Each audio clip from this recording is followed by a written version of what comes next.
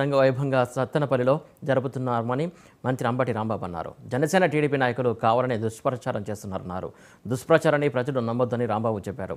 నేను బ్రతికున్నంత కాలం సత్తెనపల్లిలో సంక్రాంతి సంబరాలు, వావిలాల గోపాల కృష్ణయ్య వర్ధంతి జయంతి కార్యక్రమాలు చేస్తానన్నారు.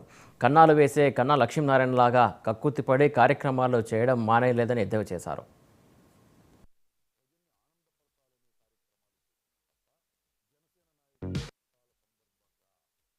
సంక్రాంతిని ప్రజల్ని ఆనందపరచాలనే కార్యక్రమాలు చేయటమే తప్ప జనసేన నాయకులు, తెలుగుదేశం నాయకులు విమర్శిస్తున్నట్టుగా దీన్ని డబ్బులు సంపాదన కార్యక్రమాల్లో మేము ఉపయోగించము. That is not my character. ఏదో లాటరీ టికెట్లు అమ్ముతున్నానని, దానిలో ఏదో కోటాను కోట్ల రూపాయలు సంపాదిస్తున్నాననేటువంటి మాట, నా మీద పోటీ చేయడానికి వచ్చినటువంటి వస్తాదు గారు మాటినటువంటి మాటలు. అలాంటి పిచ్చి పనులు చేసేటటువంటి మనిషిని కాదు. నా నియోజకవర్గంలో 10 సంవత్సరాల నుంచి ఉంటున్నాను. 5 సంవత్సరాల నుంచి శాసనసభ్యుడిగాను, 2.5 సంవత్సరాల నుంచి మంత్రిగాను పనిచేస్తున్నారు. డబ్బులకు కక్కుర్తి పడేటటువంటి మనస్తత్వం నాకు లేదు.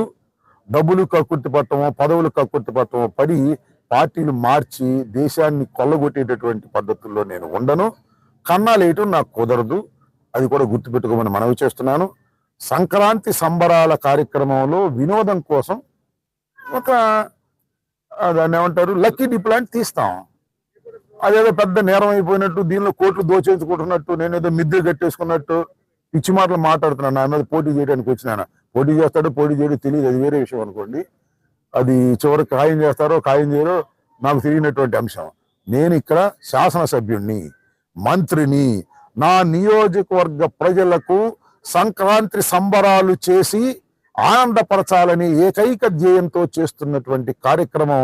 ఈ కార్యక్రమం చూసి కడుపు మండి అసూయతో మాట్లాడుతున్నారు జనసేన, తెలుగుదేశం నాయకులు తప్ప దీనిలో ఇలాంటి విషయాల్లో కక్కుర్తి పడేవాడు కాదు ఈ అంబటి రాంబాబు అని నా సత్తెనపల్లి ప్రజలకు తెలుసు. ఎక్కడి నుంచో వచ్చినా ఏదో చెప్తుంటాడు, పెద్ద సీరియస్ గా పడిచుకోండి. ఎన్ని అంకెలు చేసుకున్నాను. లాస్ట్ టైం కోర్టులో కూడా వేశారు. I don't care all these things. నాకు ప్రజలు ముఖ్యం, ప్రజలకు సంబంధించినటువంటి విషయాలు ముఖ్యం. సంక్రాంతి సంబరాలు ఏ నియోజకవర్గంలోనూ జరగని విధంగా, ఈ రాష్ట్రంలో ఏ నియోజకవర్గంలో జరగని విధంగా నేను చేస్తాను. ఇది నా ఆనవాయితీ. ఇవాళ నుంచి కాదు, 6 సంవత్సరాల నుంచి చేస్తున్నాను. ఇంకా 6, 10 నేను బతికినంత వరకు చేస్తాను. ఇది ఒకటి. వావిలాల గోపాల కృష్ణయ్య గారి వర్ధంతి జయంతులు చేయటం నా బాధ్యత.